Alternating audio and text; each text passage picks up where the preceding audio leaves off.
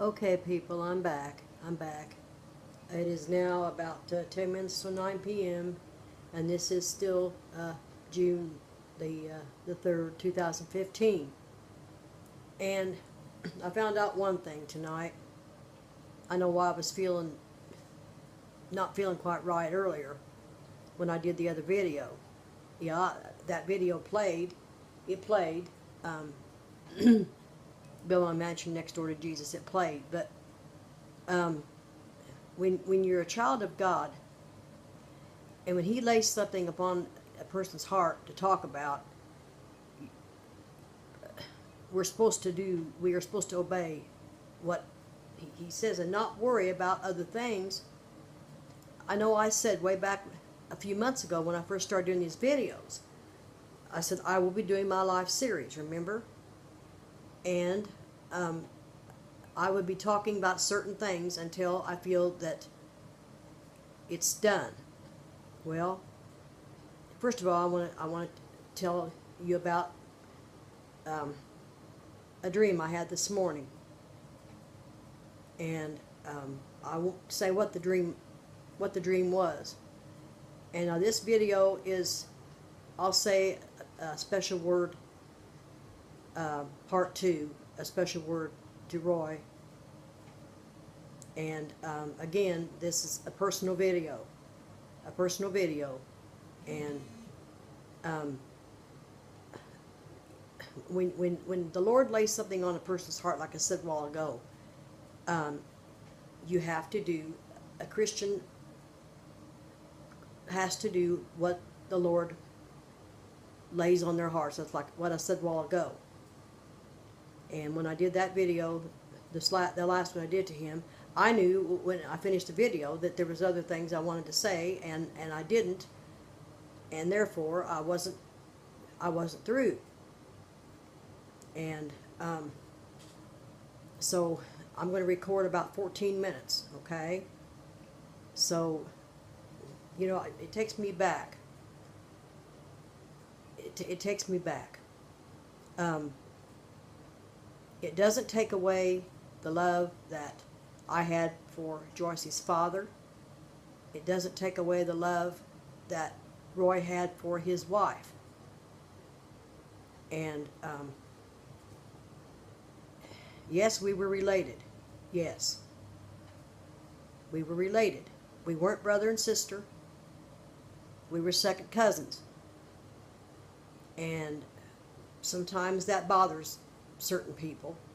And in the case where there are children on both sides, it could be hard to explain. I wanted to put it like that. And a person is supposed to be able to say what they want to say and not hold back. Because it's very important to get things said, feelings out, and things said. And, you know, like I said, it doesn't take away all the years that I had with Joyce's father, and it doesn't take away all the years that Roy had with his wife, the children they had, the children they lost, the children Steve and I had, and the children we lost. Nothing, it doesn't take any of that away. And it's just that I know, and the Lord reveals some things. The Lord does reveal some things to us. And I get the hiccups.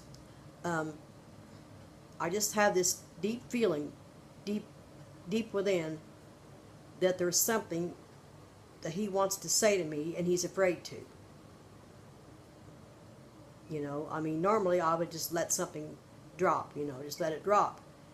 And everything that I went through all the years, I did stupid things. And I wanted to talk about something else, too, that came to me today.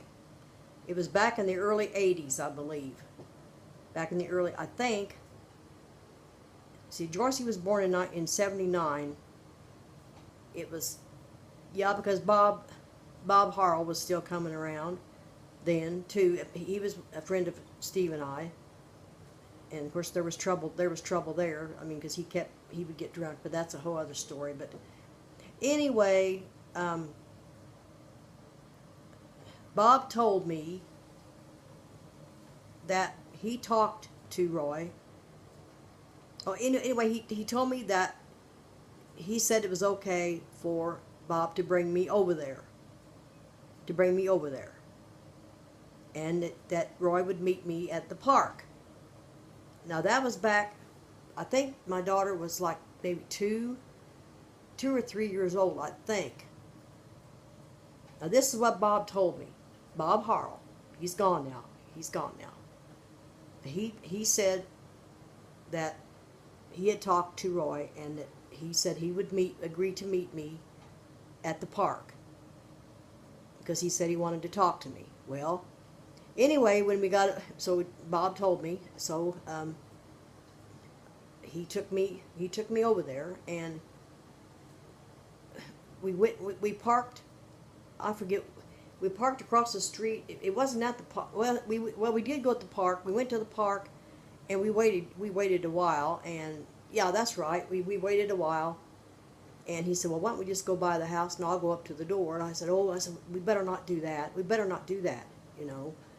And but anyway, he was one of them guys, you know, he just, I will find out what's going on. Well, anyway, he come back out to the car, and he told me, he says, he wasn't in a very good mood, meaning Roy wasn't in a good mood, and he said, you brought her over here? And Bob had told me that Roy said that he wanted to see me. See, here we go again. Maybe Bob lied, because maybe he wanted to have some time, to spend some time with me or something. No, there wasn't anything between me and him. No, there was nothing between us, although he chased after me. He was a married man. I knew his wife real well. We were good friends and everything. But yeah, I wanted to bring that up. See, there's a lot of things that were told to me, things I would imagine that was told to you, to Roy, maybe about me. It wasn't true or whatever, but I was told that he wanted to see me, that he wanted to see me. So Bob took me over there, but I wanted to bring that up too. But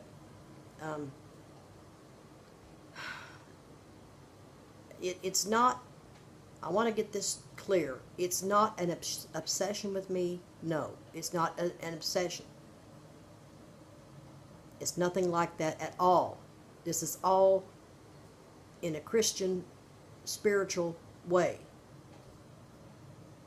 And another reason why that the Lord wants things brought out. But that stupid, I shouldn't say stupid, he's gone now, but that stupid guy said he wanted to see me. And it was okay that he was going to meet me at the park over there. Meet us at the park. And then he had told Bob that he would bring me home. I mean, so, like I said, Bob's gone now. He's gone. He died. He had bone cancer. He passed away in the 90s. Was it the 90s? I don't remember. It's been too many years. But anyway, that's just one of the things I wanted to bring up on this video. One of the things. I mean, people have probably, I imagine, told you things about me that probably wasn't true. And people have told me things. You know, and I don't know, you know. But again, I'm going to say a person should be able to say what they want to say, because if the Lord wants things out, it's going to come out one way or the other. It's all going to come out. I think there's feelings of fear. For whatever reason, there's feelings of fear. Especially when there's children. I don't care if they are grown. And you know, I do have a gentleman friend in my life. Yes, I do have a gentleman friend in my life. And but I said before, you know, and I will say whatever the Lord, what I feel that He lays upon my heart to say, I will say it. Nothing but the truth. The whole truth and nothing but the truth. So help me God. This cross represents what I represent and who I love, and that's Jesus. And like I said on the other video, you should be proud. You know what it's like going to church all them years ago when we went to church. And I know that you believed in God back then. I know you did. I did too. But we, you know, like I said, we were both young and still, and I was younger than you, 3 years younger than you, you know. Just, we were young. I remember sitting out there at the skating rink, parked out there at the skating rink and watching them skate. We were sitting in the car and we were talking. I'll never forget it. And I remember how I was crying, of course, and you said, please, let's just run off and get married. We'll set the time and let's run off and get married. Well, of course, I was scared. I was scared. I figured that Dad would get the sheriff and your dad would have too or something, you know. Of course, Mother told me later on, like I said before, Mother told me later on that no, if we had have actually got married, they wouldn't have done nothing. They wouldn't have done anything. And you know, and a lot of people would probably say, well, Gloria, what's the point of bringing all that up now? I mean, it's all old news. It's all in the past. Because there's things that needs to be brought out, and that's why I said I was going to do my life series. And Roy was a part of my life. He was a part. It's weird calling you Roy because I always called you Mitchell, but it's just,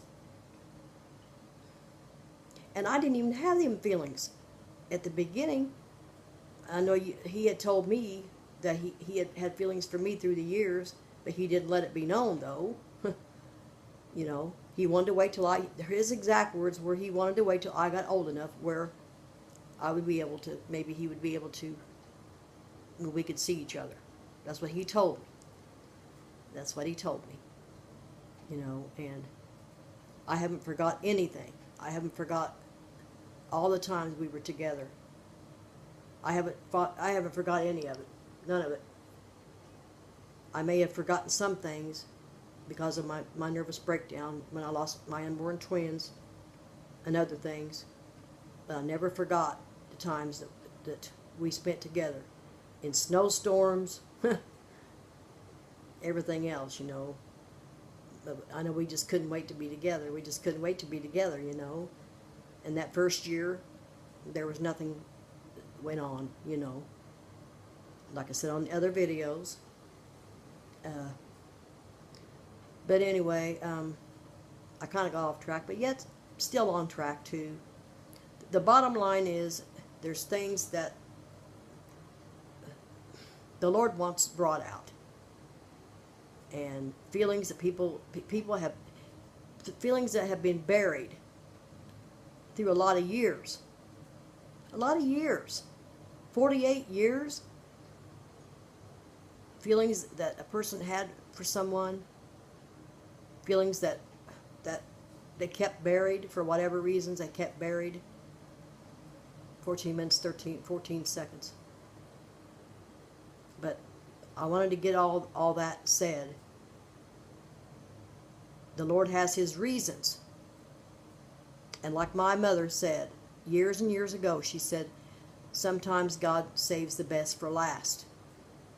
And she said, you'll understand it when the time is right. You'll understand what I mean by this. And it's almost 15 minutes. I'm going to go. God loves you. I love you. God loves you. So come back to see me. And welcome to my channel. You're always welcome to my channel. God bless you, one and all. This video was for Roy.